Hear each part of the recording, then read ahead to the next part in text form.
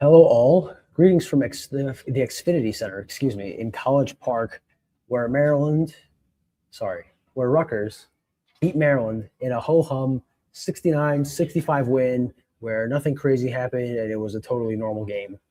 Obviously, joking aside, Rutgers uh, dominated in the first half, was up at 19 at the half, was up by as much as 20 points, blew that lead within the first 9 minutes of the second half, uh, was down by one with 11:26 left, and then they managed to turn around and win the game 69-65, pulled away towards the end, and while Maryland came a couple of times only 2 points away, Rutgers held them at arm's length.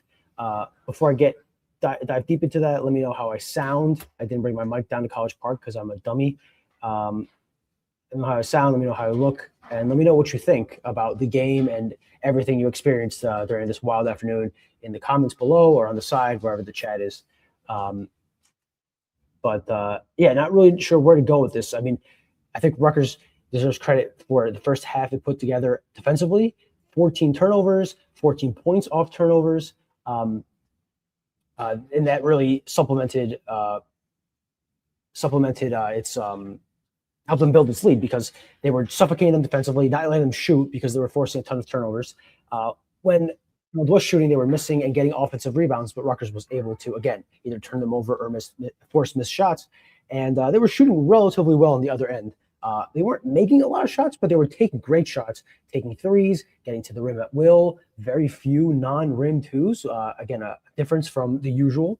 And when I asked Steve Pikiell about it after the game, he didn't really seem to want to dunk on me, which is nice, I guess. But shot selection was great in the first half. Everything was going right in the first half. But the fact Rutgers had only 14 points on 14 turnovers, and they were only up 19, how well they played, it did feel like there could be a counterbalance there. It didn't seem like it would be this big of a counterbalance at the start of the second half where Maryland outscores Rutgers 28-8 in the first 9 minutes. Some of that was a 5-point play, a three-pointer made while Emmanuel Obole commits a flagrant foul. So Maryland makes a three. They get 2 free throws and the ball. They didn't score, again, to make it a 7-point play, but nonetheless, they grabbed momentum there. Rutgers could not score. Rutgers missed 7 of its first 9 shots in the second half and left the door open, and Maryland took control. And this place, which was about a quarter full, got pretty rowdy. So it was looking dicey for Rutgers, and that would have been, you guys tell me where it would rank. I think that would have been one of the worst losses of the Pikiell era. Obviously, nothing will take the cake from the Minnesota loss in 22-23 that effectively kicked them out of the NCAA tournament. There is obviously the Iowa shocker off the window in regulation at the buzzer. There's obviously the 40-point losses this year to Michigan and other blowout losses they've had against Purdue and Illinois, et cetera. But to blow a 20-point lead to the worst team in the Big Ten, aside from maybe Penn State, would be quite something. So you guys tell me where it would have ranked, but obviously good for Rutgers that we're not having this conversation. Let me go through the comments really quickly, or I should say, let me go through the comments now. Why is it never easy? Why? Because Rutgers is a bad basketball team, and bad basketball teams when they don't win many games, and when they do win games, typically it is not in easy fashion. J-Max says, what was interesting. How many columns did I start writing before the game ended? Not many. At halftime, I had a story written. Sorry if there's some background noise here. I thought I found a quiet corner, but evidently not. I had one column written. My headline was Rutgers eviscerates Maryland as it punches its ticket to the second round of the Big Ten tournament, something along those lines, because it looked like Rutgers was going to win comfortably. And then I did start tweaking things until about 10 minutes left in the second half when Maryland had turned things around and it looked like Rutgers was going to lose by a lot. Mark Nimhauser says Obole will have to learn how to walk first. Obole, rough game, rough season, rough college career. Do his teammates and coaches realize how bad he is? Hopefully he will get another year of eligibility for Rutgers. I don't know if he will. I don't know if that's an option. I don't think it should be an option, frankly, between his age and I think he's played, he had a season-ending injury in junior college in the last month. He had a long-term injury last year that he came back from. So I don't know if there's a redshirt year maybe, but and evidently I think the coaches are getting on to how poor he is because he's playing 10 minutes tonight And Darren Buchanan, the last 2 games, is effectively playing center as a small ball center. So I think that realization has dawned on the Scarlet Knights. Jim Mack says there's one bit of credit that has to be given. When was the last time anyone can remember Rutgers making 10 out of 10 free throws down the stretch, and 2 of them were Buchanan? Steve Peichel actually pointed that out when I asked him about shot selection. He said he's glad we no longer ask him about free throws, which is fair. Rutgers, again, as I've said many times, and I will update this today after Rutgers goes 19 of 23 from the free throw line against Maryland, Rutgers is shooting 73.6% on free throws. That would be the best percentage of the Ken Palm era, which is since 1997, by far. The next closest one was 72.1% in Gary Waters' last year. So this would be a full 1.5% higher. And again, I don't have the number for its highest since like the last season they shot 73 or higher. I think it was sometime in the 80s. I'd have to go back and look that up. I will, because the season's almost over, and I'm going to have to get that historic record at some point. But yes, certainly commendable for Rutgers to be solid at the free throw line finally. Tariq Francis went 10 for 10. JaMychal Davis went 4 for 5, and his one miss came at the end when Steve Peichel said it was on purpose. And Darren Buchanan went 2 of 2 at a key point. So absolutely something that is commendable.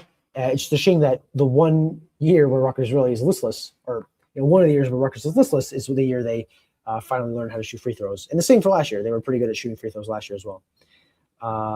Respect. Bob R says respect for Rutgers, making sure Maryland is truly the worst Big Ten team. Penn State might be able to surpass Maryland if it beats Rutgers on Sunday. Big win for them yesterday against Iowa. Michael must have talked for a long time. He took a while, and then we stuck around for Buzz Williams. I was hoping to get a good soundbite from him on the Rutgers offense, and he was trying to be respectful, as he put it. So it was okay, but it was not exactly what I was looking for. But you got to give it a shot.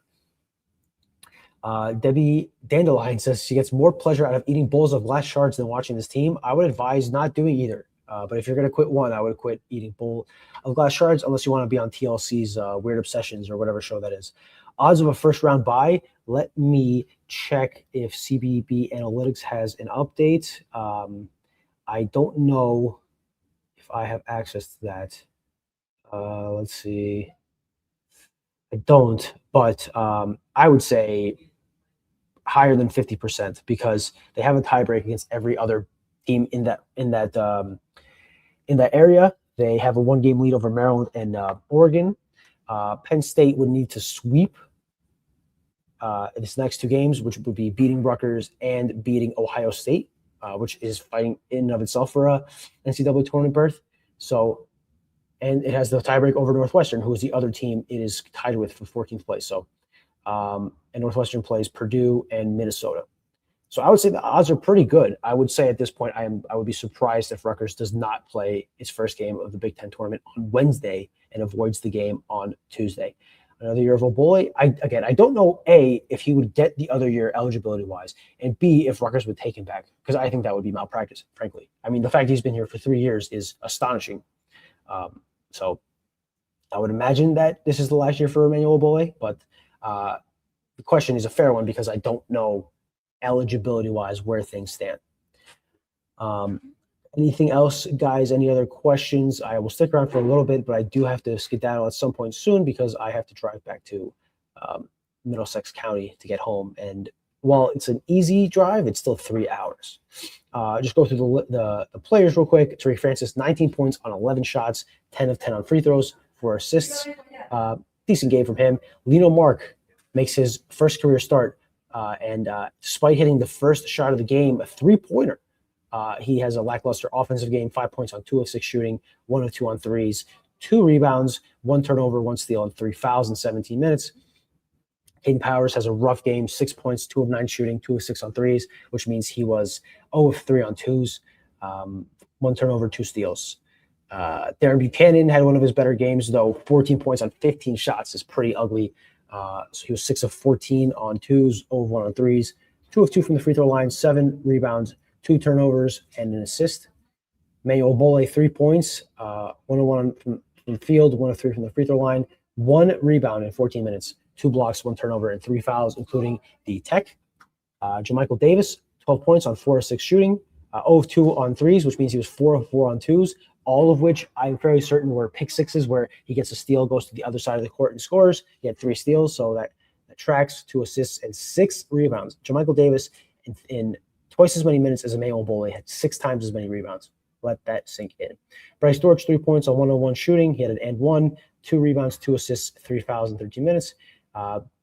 Dylan Grant, 7 points on 3 of 5 shooting, 1 of 2 on free throws, 1 rebound, 1 turnover, 2 blocks, 1 steal in 20 minutes. And Hernan Zerno, brutal game from him, 0 points on 0 of 4 shooting, 0 of 3 on threes, no other stats in 11 minutes, only played 2 minutes in the second half. So that is our player rundown. I'm asked by Frank R., who is walking on senior day? The only seniors on this team are Emmanuel Bole. That is correct. So I don't know. That would be a very interesting question to watch on Sunday. And I don't know if Obole would have family. Obviously, he's from Nigeria. That's always a difficult proposition to obviously logistically get people over. There's a bug on my shoulder. I don't think there's a bug on my shoulder. Where's the bug on my shoulder? There's no bug on my shoulder. Thank you, Debbie. So no, I don't know who will walk on senior day. That's a very fascinating question. Bob says safe travels. I appreciate that, Bob. Were any of you? I met a couple of Rutgers fans in the concourse. Were any of you in the building? I imagine if you were, you're probably driving home. So if you're seeing this afterward, leave a comment in our comment section on YouTube. Let me go through our Twitter to see if anybody else said anything else. My friend Chris Gita, who said hello, just tagged me on Twitter with a post. I appreciate it, Chris. Thank you for saying hello. You told me you listen to these after when you drive home, so I hope you hear the shout out. It was great to meet you, and hope you enjoyed the end of the game and the beginning, I guess. Just 1 rebound. Yes, the rebounding numbers are shocking. Rutgers was out rebounded by 24, 50-26. Steve Pico says a lot of that was turnovers, but the reality is his team took 35 shots and Buzz Williams' team took 36 shots, right? So they got 16 offensive rebounds on 36 missed shots. That is 16, 36. That is 44.4%. So almost 1 out of every 2 shots Maryland missed that got an offensive rebound. And miraculously, they only scored 7 second chance points. That was a big difference. But Rutgers got, Rutgers got 5 offensive rebounds on 35 misses, which is a 14.3% rebounding rate. So, the rebounding has been a disaster for this team. Obviously, it is now ranked in offensive rebounding rate 175th nationally, and in defensive rebounding rate, Rutgers is 311th nationally. Bit of a disaster. And that's one of the many issues with this team. That's one of the many reasons its offense and its defense is lacking behind and struggling. But today, it was enough to earn a win and to almost punch a ticket to the second round of the Big Ten tournament. Again, there are a strange set of scenarios that could happen that would keep Rutgers from the second round of the NCAA of the Big Ten tournament, of getting that first round bye. But I just think even Rutgers is not cursed enough for all that to happen. And frankly, they control their own destiny. They could just beat Penn State on Sunday at home on senior day. And if they do, let's be fair here. Rutgers, if it beats Penn State and assuming it loses to Michigan State, Rutgers will have won 4 of its last 7 games, and Rutgers would be 1-0, 2-0, 3-0, 4-0, 5-0, 6-0, and then if we count Washington and Minnesota, actually let's call it only Washington. Rutgers will be 6-1 against teams in the bottom 5 of the Big Ten. That's not nothing. It does show that Rutgers is not the worst team in the Big Ten, and it's probably in a tier of its own next to, I shouldn't say of its own, a tier next to Northwestern, better than Oregon, Penn State, and Maryland, worse than, maybe on par with Washington, Minnesota, and then worse than everyone else. Is that something to aspire to? No, but I guess it is better than being preseason looked at as in a tier of its own with Penn State at the bottom. Tom says, as much as he likes Powers' offense, his defense is terrible. And frankly, is Powers' offense that good either? I think there's the idea that there's potential, which I certainly believe, but he's shooting 30.8% on threes and 37.5% on twos. He has a decent assist rate, 21.1%, but he takes 30.7% of the shots when he's on the field, when he's on the court, and only 41.4% of those shots in effective field goal percentage. His offensive rating is 92.9. I don't see it. I really don't see it. I could see it maybe in 2 or 3 years he could become, he has the physical tools. I don't personally see it. I can see why others see it. I don't see it. I've been proven wrong before, and there have been players at Rutgers under Peichel who their freshman year did not look particularly good, but developed into really good players. I would not doubt if Caden Power stays here for 2 years, if he could become a good player by his junior year.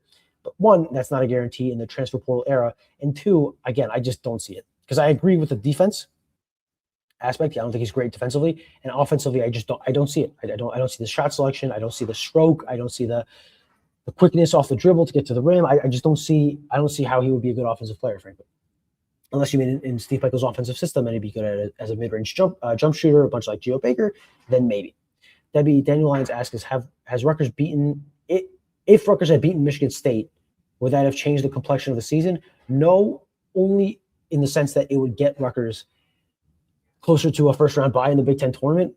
I think it would reflect more poorly on Michigan State than positively on Rutgers. It would be similar to the win over number 4 Wisconsin during Eddie Jordan's last year. A nice win, a win you remember, the kind of top 10 win, but in the grand scheme of things, doesn't really mean much.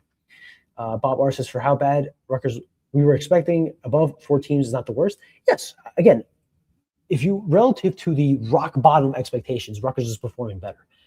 Rutgers, that should not be exactly a feather in the cap for Rutgers in year 10 of the Steve Pikiell era. But if we are looking exclusively through that prism, I would agree. Rutgers is certainly exceeding expectations, again, because expectations were so low. Who does Rutgers get? Purdue? I don't know. The bracket is fluid, evolving. We'll have a better idea what will happen on Sunday. The last game of the regular season, we will know what the scenarios are, and there'll be very few scenarios. So whoever Rutgers gets, it will be a rough matchup. Mark Moore asks if I believe Pikiell's defensive style is showing up. I mean, not rebounding-wise. Today they were pesky and they forced a lot of turnovers, but that was never really Steve Pikiell's style, right? I don't think he was a coach that depended heavily on defensive turnovers. I mean, they for 2 years they ranked 2 years when they had a top, 5 defense in 23-24 and 22-23. They ranked 5th and 6th. They ranked 18th nationally and 25th nationally in turnover rate. But other than that, when they were number 6 nationally in 2019-20, their turnover rate was 163rd nationally. So it's not necessarily this is not what the Steve Pikiell imprint is, unless you mean like just being effective. Which no, I don't. This is the worst defense Steve Pikiell has had since being here, in large part because they don't have a center. They don't have a playable person taller than 6'8" that can play center. And that's a huge issue. Rutgers is the best of the worst in the Big Ten. That is probably accurate. As far as head-to-head matchups, Penn State has a better win than Rutgers. Obviously, Maryland probably has a better win than Rutgers on its schedule. But when you're talking head-to-head, it swept Maryland. It beat Oregon at home. It beat Northwestern at home. Obviously, some of this is also luck that they're playing. They're playing Maryland and Penn State, who are probably the 2 worst teams in the league, home and away, and they're playing Northwestern and Oregon home. They don't go away. That is certainly a positive. Actually, that should help. Lingo Mark, I think Debbie means Lino Mark, is the only player I strongly want back. Talent on both ends, but limited in that he's not a deep threat. It's a fair take. I think people would generally agree with that. I think that there is no player on this roster that should be strongly needed back. I think there are certain players, Lino Mark, Tariq Francis, Darren Buchanan, and others that Harun Zerno maybe, that you would want back in certain roles at a certain salary threshold. That's how I would say. But there's no player on this roster that I look at and say, Rutgers absolutely must keep this guy to have any chance of being successful next year. I think, again, and I've said this ad nauseum, if Rutgers lost its entire roster and started from scratch, I think it would have as good a chance of being better next year than it would if it brought back a few guys. Daniel Lyons meant Francis as well, but Lino working the young guys. Dylan and Ace weren't great defensive freshmen either. Powers has a lot of upside. Dylan and Ace were also the two of the best offensive players Rutgers has had under Steve Pikiell. Up there with Cam Spencer, with upperclassman Ron Harper Jr., Paul Mulcahy during his at his best. But that's where the thing is. If you're not going to be a great defensive player, I think you got to make up for it on the other end. And upside is nice, but you can only upside is only as valuable as next season. Because if it doesn't cash in next season, then does it really matter? Greg Soroka asks, what would it take to change the complexion of the season? If Rutgers somehow wins at MSU, beats Penn State, and wins a game or two in the Big Ten tournament, would that change anything for the offseason? Probably not, because the season's over. I mean, Rutgers would be, again, better than worse in the Big Ten. Maybe they'd be at the level of Minnesota and Washington perception-wise, but you're also saying, you're essentially saying, what would happen if Rutgers completely changed from what it is now to a better team, right? They're not going to win at the Breslin Center. A lot better Rutgers teams have lost to a lot worse Michigan State teams at the Breslin Center. I would be shocked if Rutgers wins at the Breslin Center. Beating Penn State, they're going to be favored at home. And then winning in the Big Ten tournament depends on who they're playing against. Listen, if Rutgers makes it to the semifinals of the Big Ten tournament, that would be a nice little run that gets some momentum into the offseason. But really, the changing of the complexion of the season happens if they win the Big Ten tournament. That's really it. Because otherwise, this is a loss season in the third straight loss season. Bob says the 8 to 10 Kelly's in. Kelly with one L is promising Pikel. Pikel is Pikiell. Please, I really would appreciate it if you guys learn how to spell the names of the people that we were talking about. It's just a base level of respect, personally, I think. Is not enough to build a proper roster if everyone leaves. Well, you got to pay the players if they stay either, right? And they're not going to stay for cheap, right? So, I kind of understand what you're saying, but I disagree. I think 8 to 10 million is going to have to be enough, no matter how they go about it. If Rutgers wins the Big Ten tournament, they make March Madness. Yes. That's the only way they make March Madness. Yes. In theory, I guess they can get invited to the Crown or the NIT, but I do wonder if that happens, would Kelly's in, put the kibosh on it? Because I personally would. There's no benefit to doing that, to participating in those tournaments. It's not like these players are going to come back for sure. You're extending the season for no real reason. People aren't going to be fired up for those games. So, but that's a conversation for, a couple weeks from now. Debbie Dandelion says that everyone should keep firing off questions so I never leave College Park. I will just, I'll get a room in one of the suites here at Xfinity, at the Xfinity Center, which is really nice. If you're looking at ways the RAC can improve, and I don't know how logistically it can happen, because this is a much bigger arena, but they got premium seating down on the baseline where the press used to sit. They have suites all over the place on the second deck, which I guess in theory Rutgers could build. It would be pretty tough. Maybe even the area behind one of the baskets where they have the offices, open up the windows and people could feel the atmosphere. Because that's the issue to me, is that if you sit behind those glasses, then you can't feel the atmosphere, the loudness of the arena. So maybe put the press up in that area. As much as I would dislike that, I would understand it. Put us in that area, and the area where we sit behind the cameras, put the bigwigs, though I'm not sure how much they would like their view being obstructed by the Big Ten cameras. But my point being that Maryland has somewhat figured out a good layout for this arena. Good environment. It's loud, low ceiling, compact, kind of like the RAC, just without the trapezoid, and good seating options. And I saw servers walking waters over to people sitting baseline courtside, like it's a Las Vegas casino and you're playing blackjack or poker or something. And interesting, just very interesting thing. I am sure, I'm sure that Kelly Zinn has been to many of these arenas. I know members of the administration who have been here for a long time, like Matt Colagiovanni, who has been the facilities guy at Rutgers for a long time, is now the chief of staff for Kelly Zinn. They've been to many, and he's now the administrator for the men's basketball program. They've been to many of these arenas. They know what they're competing against, and they know they thought a lot about what the RAC could look like if it isn't, improved. So I think this is another good architecture, good idea to compare against and see what can be done at the RAC, because that's going to have to happen soon. One, because of the Jersey Mike's contract, and two, because Rutgers desperately needs revenue, and that is that's a short-term expense they're going to have to pay to rebuild the place so that you could have sustained revenue over the years, assuming that they dig themselves out of the hole as a program, which is no guarantee, obviously. Alec, my friend from the Night Report, who was down here in College Park with me and was in the background of the video at the beginning, if you guys want to go back and look at an Easter egg, he says, as someone who's been called Alex more times than my actual name, he appreciates the sentiment. And yeah, listen, I at some point I do empathize with people who say a name wrong, once or twice. Kelly Zinn's name is not spelled traditionally. I understand that. My name is spelled in the non-orthodox way. Most people in this country, I think, spell it with a Y. So I understand it to a certain degree. I empathize with a certain degree, but at some point you got to learn how to spell a person's name, and you got to remember it. And it's just the base level of respect. Kelly Zinn is the athletic director that all Rutgers fans are begging and hoping will save their beloved athletic department. The least Rutgers fans could do is learn how to spell her name, and also while they're at it, the head coach of the basketball team. Anyway, that's all I got, really, guys. We're 26 minutes in, way off the rails.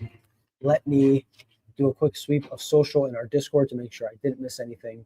And also, I don't want to stop procrastinating on making the trip up from College Park. Let's see. Darren Buchanan had a lot of friends and family here. That's very nice to see. He is from the DMV, from Washington, D.C. So, let's see anything else. JP Giro in our Discord says that they picked us to finish 17th in the league, so we beat expectations. I'm assuming that's a made-up quote. I don't think Steve Pikiell said that. He did not say it in the press conference, so we would have to say it with Jerry Recco, and I haven't listened to that, but I would be surprised if he actually said that. All right, that's pretty much all I have. Wow, PJ Hayes signed a deal in the G League that is with the Noblesville Boom, the G League affiliate of the Pacers. That is quite something. I will say I am surprised. The score is wrong in my recap. I put 70 because I expected Jermichael Davis to hit that last one. That is fixed. Say thank you.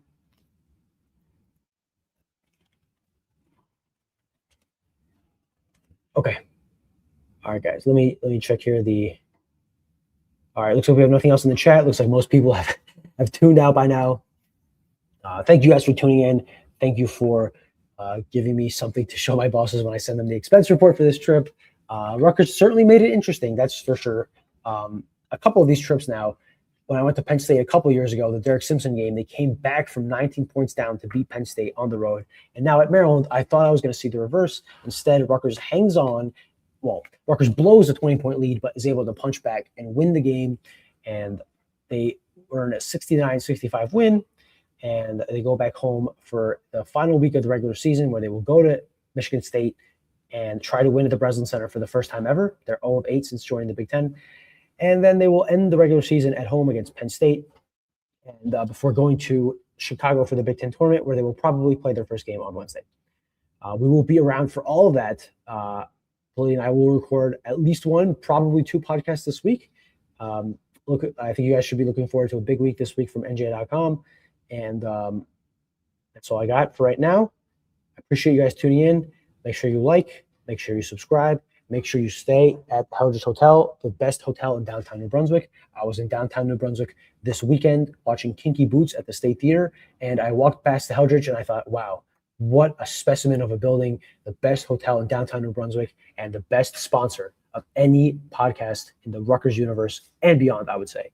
So thank you to Chris Palladino. Thank you to the Eldridge. Thank you to all of you for watching, and I will let you guys all know when I get home. Tip Piscataway if you really want. I'll let you guys know in our Discord. Thanks again, guys. Talk to you all soon. Later.